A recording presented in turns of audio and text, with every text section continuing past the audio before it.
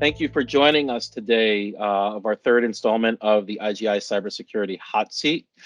The gentleman that I have joining us today is a example of a mantra that I've had in my professional career, is that I don't come to work looking for friends, but I do believe that good work yields great friendships. And Will Seiler is definitely at the top of the list of someone who has become a great friend due to the great work that we've done together. And Will is a wealth of knowledge when it comes to cybersecurity and governance, risk, and compliance. And I couldn't think of a better person to have as our first person outside the IGI organization to join us on this discussion group. And Will, I just want to thank you so much for taking time out and helping us to educate the masses on governance, risk, and compliance. So welcome. Thank you, Paul. Appreciate that. And couldn't feel the same way more. Really honored I to be thought, here.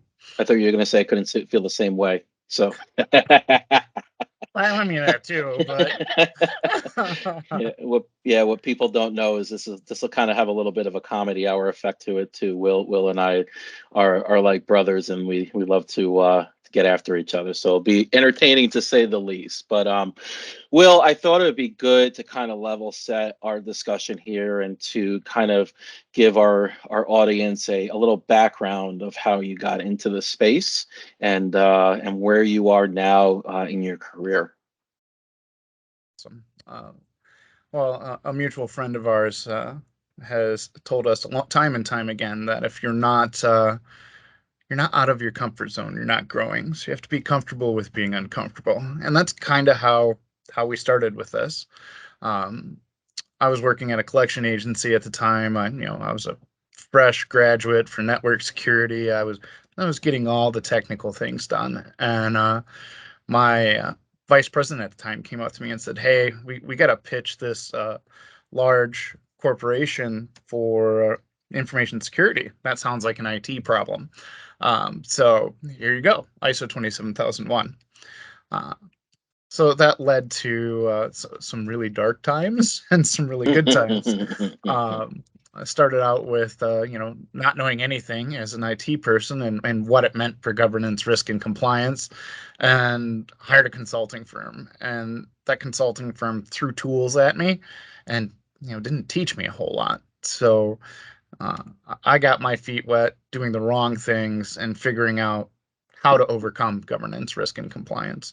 And 15 years down the road, it's almost cliche how I started, because that's what's happening still today.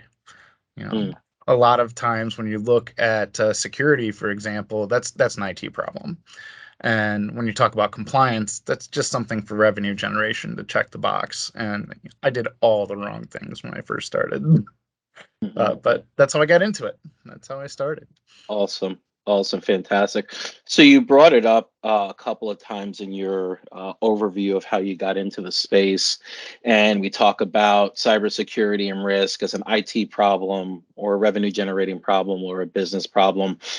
And there's this religious debate. There's this kind of back and forth of how do cybersecurity and compliance work together? Where is that line of delineation?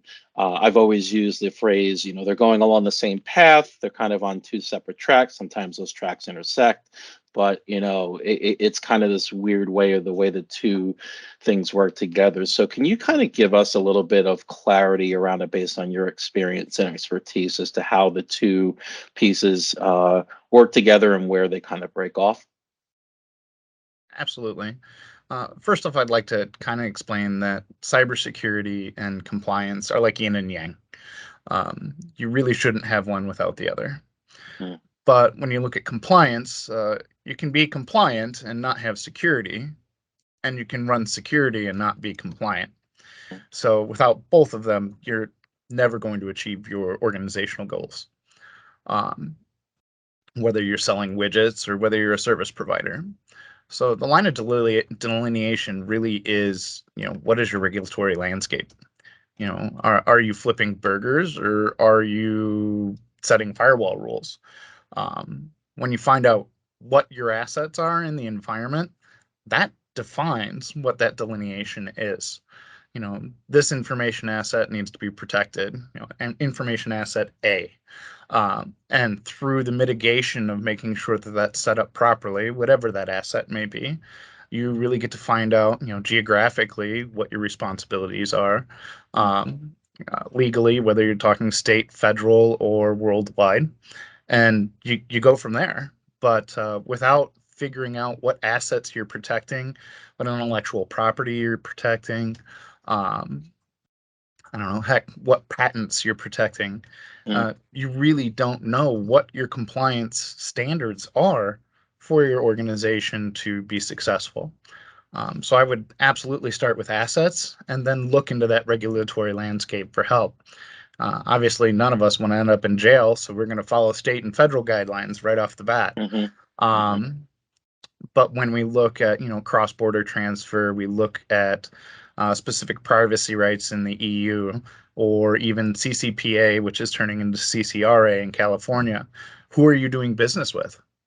Mm-hmm.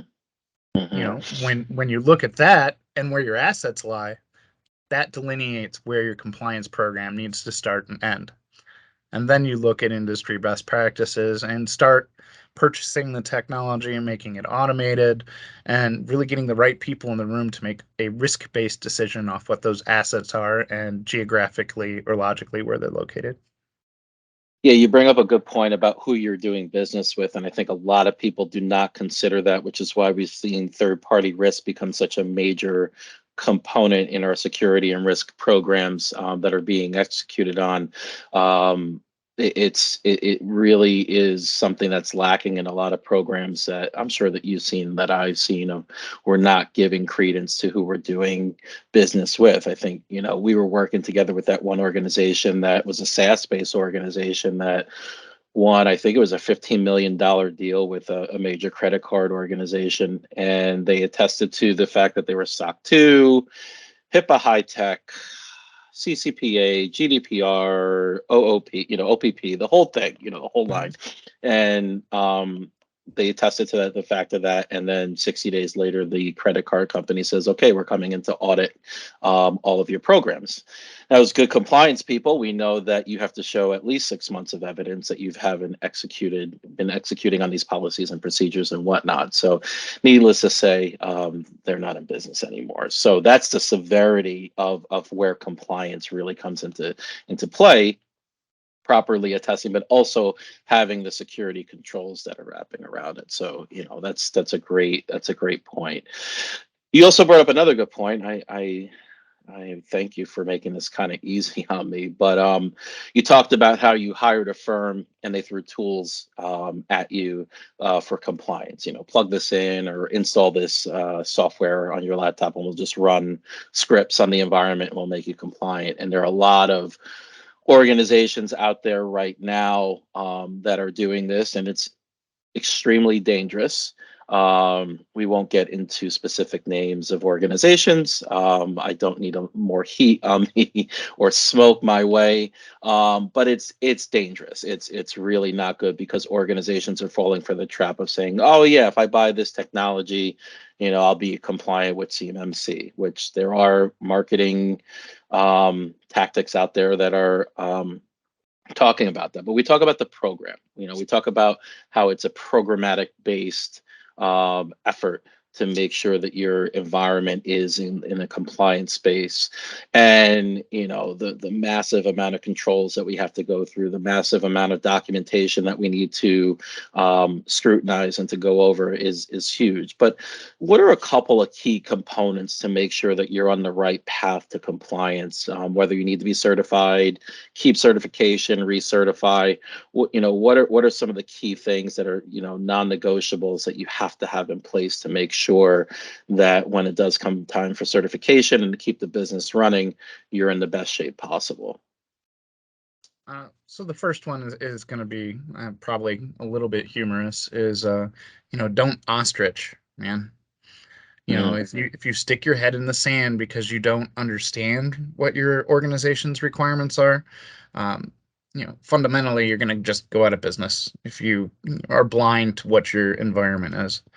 You know, draw a line in that sand and do something. It doesn't even matter what it is. You know, you can be big enough to fail. If you see something, do something. Start something. You know, when we look in the news right now, there's a specific financial institution that just got fined $35 million because of hard drives that they were getting rid of that weren't cleansed, wasn't DoD wiped. It was just plain text. They weren't even encrypted. And I guarantee you that entity has a cybersecurity and compliance program. You know, if you draw that line in the sand, start doing what you're identifying. Don't say you're compliant. Don't check the box. You know, test it. And the best way to test your environment a lot of times is to get a third party that lives and breathes it to come audit you. If not, have your own internal audit team. It doesn't need to be super expensive. Go down the controls list. You know, with your organization. You know, start somewhere. But if you say you're going to do it, do it. Especially when we're looking at privacy, the European office, and when you look at the Department of Homeland Security, they're going to judge you based off of what you put in your privacy policy. So when you create your cyber program, when you create your privacy programs, what you say you're going to do is legally what you're going to be responsible for a lot of times. And if you don't do that, that adds financial pressure, that adds reputational risk. There are a whole lot of things that that can do because you made your policies or procedures aspirational in nature. Write down what you do what you say. So. You know, it's an interesting point that you bring up because I'm thinking about CISOs that I know really well that are just struggling to get budgets or time or corporate effort to get these programs done. Or, you know, you'll talk to well-meaning cybersecurity vendors that clearly see a problem. Company that they're talking to sees it, but they can't execute because they don't have any facts or data to back it up. And I think what you just laid out there is really how we should be addressing it, whether it's internal or external, to say, okay, you can no longer get away with not attesting to something from a cybersecurity or risk perspective, whether it's your cyber insurance or whether it's third-party contracts that you're signing with your customer base. That's, you know, you're attesting to these things like we talked about a couple of minutes ago. But really, you know, understanding that this is an operational component to the business, and if it's neglected and if it's you know, not taken with the proper care or concern, it can mean your business. You know, 35 billion for the organization that we're talking about, probably find it in the ashtray of the CEO's car. Like, okay, fine. But, you know, we're not all that size of an organization. All businesses don't have that type of war chest. And so if you're running around with plain text, unencrypted servers and drives that have PII all over it, you know, you're subject to the same thing. And that's a business question. Can your you know, yeah, okay, can your organization afford downtime from a ransomware attack? You know, that's a common question. But can your organization survive a $35 million fine because you're negligent with the technology and the data that you have? Just really, really important to get. So great point there. Excellent point. Just to Go. just to hit that a little bit harder, while you were talking, it makes sense that there's another threat out there as well. When you look at the U.S. government, for example, they've monetized privacy and cybersecurity. They now believe that that's revenue generating, and they've proven that it's revenue generating. So, you know, they're not, while not necessarily a threat actor, they're absolutely looking for, you know, that nail that's hanging out far enough to get hammered. So you want to reduce that threat landscape as much as you possibly can. Yeah, absolutely. So one of the other nomenclature issues that we deal with security and compliance is a difference between risk assessments and audit. And we'll get people all the time, I want an audit. Okay, well, here's what an audit is. I don't want an audit. Well, this is what a risk assessment does. Okay, that's what I want, or vice versa. And there's a lot of confusion along the lines of what risk assessment and what audit means for an organization. So, can you just take a couple of minutes to kind of clear up that misnomer and kind of give some clarity around that? Absolutely. First of all, there are really three different pieces to this question. When you Okay. look at risk assessment and when you look at internal audit or audit, obviously those are two different pieces. But I'm going to add in something that's really not talked about industry wide, and it's called a controls assessment. Mm, Uh, while a controls assessment is absolutely necessary, you've got to look at the organization's size to figure out which one of these is really most important to your organization. Do I have the ability to drop 50 grand on a risk assessment and internal audit? Well, if the answer is no to that, start by doing a controls based assessment. mhm, What you're really looking for is actionable intelligence here. What you're really looking for is due diligence. If for some reason you're that nail that gets hammered by whatever regulatory body, if you show that you're trying to mitigate some type of risk, some type of control, that controls-based assessment is going to give you enough actionable intel to possibly reduce that fine. mhm, So a controls-based assessment is, I looked at the HIPAA safeguards and I went through them with the organization, and this is what I think we need to do. mm, When you say this is what I think I need to do, you're drawing a line in the sand and you're starting to create, not necessarily good vibes, but uh, goodwill from regulatory bodies, and from a legal standpoint, also actionable intelligence. mm, Now we go mm, forward into risk assessment and internal audit. Uh, a risk assessment needs to be based off of a methodology. Uh, and I'm not talking NIST 873. I'm not talking ISO 2701. I'm not talking ISO 22301. There's a very specific set of standards that show you how to look at assets and how to quantify them. The FAIR methodology, for example, FAIR, will help you quantify and create a repeatable process for risk. Um, ISO 27005 will help you do that.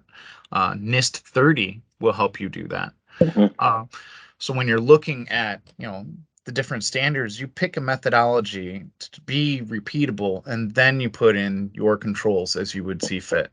mhm, Then you need to talk with your team, and you need to be able to find a risk appetite that is unique to your business. We talked about that financial institution earlier, the 35 million being a drop in the bucket or in the ashtray. What's your number? Do you even know what your number is?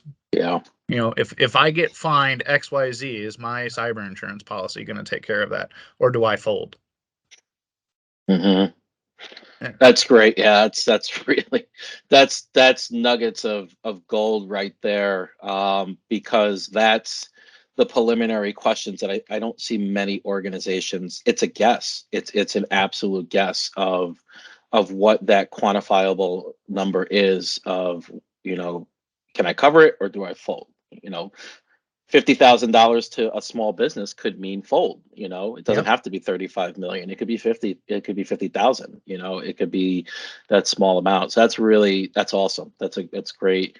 That's great insight. What one question? And I know you probably have a little bit more, but I want to hit on something you said there about the risk assessment piece. So we see a lot of organizations that don't necessarily have regulatory compliances that are tied to them, that want a risk assessment because they want to, do good business practice. So they'll tie into CIS, or they'll tie into NIST, or they'll tie into ISO. Once you make the decision to go with that compliance-based risk assessment, are you now married to that? Or can, let's say, CIS, because it has less controls, it's cheaper, quote unquote. I'm going to go towards that. And then the business decides to go international. And now, oh crap, I got to go to ISO 27001. I got to do some components of GDPR or safeguard or whatever. just a little commentary around, are you locking into that standard once you do that risk assessment, or what's the flexibility around that? So the answer is to that is it depends, Paul. Mhm, If you have to be FedRAMP compliant, well, you pick a set of controls and you stick with it, or you're not FedRAMP compliant. mhm, If you decide your organization needs to be ISO compliant, whether it's 9001 or 22301, if that's revenue generating for you, yeah, you're kind of married to that. mhm, Um, However, if you're starting out and you're not required to be uh, to have a quality management system, a privacy management system, or an information security management system, I'd say start with what's free. And to be honest, when you look at those, NIST controls, and when you look at those CIS controls, you know, there's a lot of great stuff in there, and a lot of that can be mapped to something else. And once you get to the point where you start mapping, that's going to show continual improvement as an organization. And then you might be able to add things that are more revenue generation. mhm, You know, is business continuity part and parcel to the service or tool that you're offering? Well, if that's the case, then maybe if we're ISO 22301 certified in business continuity management, that will attract a better client base because we're showing that we're doing the right things for business continuity. mhm. It Got it. really it really all comes back down to those assets, where they're located, logically and physically. If you know the answer to that, then you know the answer to your question. Got it. Got it. That makes sense. That makes sense. So the last question I have here is, another head scratching conversation that will come up with sometimes, of organizations that say, well, we only have 20 employees, so we don't need to be, in compliance with GLBA or CMMC or HIPAA. Those are the three major compliances that we'll see. CMMC is a major one. It's a manufacturing firm that has, 50 employees. They do have CUI. And they're like, well, I don't think they're going to bother us because we're so small. What is your retort to that, when you hear an organization say, we're too small, they're not going to audit us, or, we don't have enough CUI, to be on the radar, for anybody. How do you kind of talk through that with an organization? Well, first of all, I would argue that most organizations don't even know what CUI is. When you Yeah. look at control and classified information, Yeah. um, typically those are going to be larger organizations that even understand the term. Mm, And when you're dealing with CUI and when you're dealing with the federal government, um, you need compliance, period. When we're looking at controlled unclassified information, that is really something that's put out by the federal government. So, does size matter for that? I would say it's not one size fits all, mhm, for sure. When you're looking at the federal government, if you're looking from a fine standpoint, they're going to do what's most generating revenue for them as quickly as possible. mhm, So if you are a multi-billion-dollar corporation doing business with the feds, yeah, you need compliance. You need it yesterday. You need it when you mhm, started your business, because the mhm, federal government is not going to continue to allow vendors that aren't CMMC certified. Period. mhm, So does that risk change for a smaller organization? Well, once again, the answer is that depends. What's your number? What can you afford to lose? Some mhm, small businesses that do business with the federal government, that's their only customer. So CMNC has created a level for you that is appropriate to your size and what is defined in your assets. CUI is an asset. How much of that are you dealing with the federal government? What do you have to protect it? Um, your cybersecurity compliance and privacy program needs to be commensurate to what you're protecting. mhm, So, does size matter? No.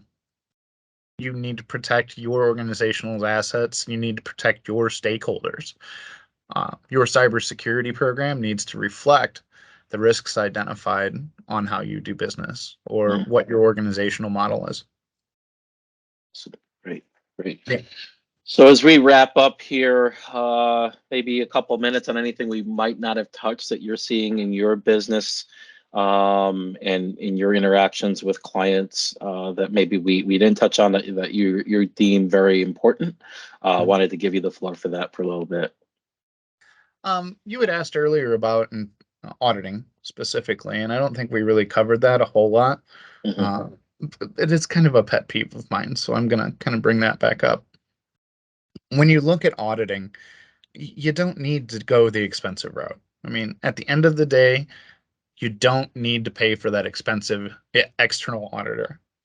When you're looking at ISO compliance, when you're looking at being compliant with NIST, when you're looking at FedRAMP, HIPAA, SOC 2, all of those programs require that you do some type of internal check prior to having that external body coming in and giving you that audit. Mhm. You need to show due diligence against those controls. You need to have somebody that is an expert in those controls.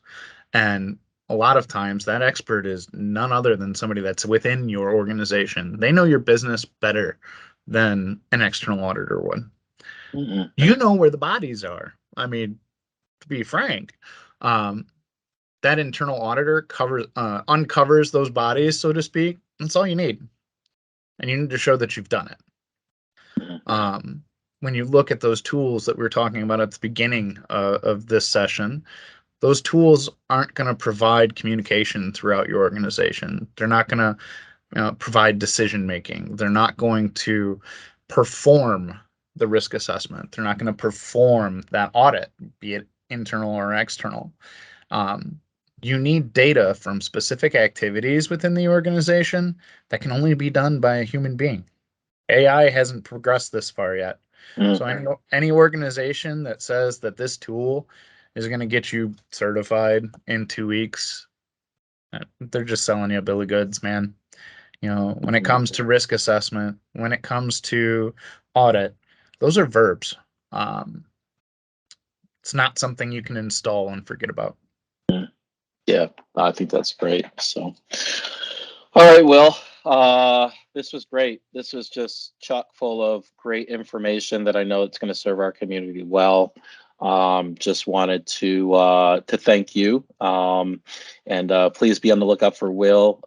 Will is CEO of an organization called Securadin, and they're doing some great work in our space around this topic that we've discussed. So, know Will, know several of the team members that are there. Great organization that can help you out. So just wanted to plug that a little bit. But Will, other than that, thank you so much, and appreciate your time today. Thank you, Paul, and as always, appreciate the partnership at IGI, and thanks for having me.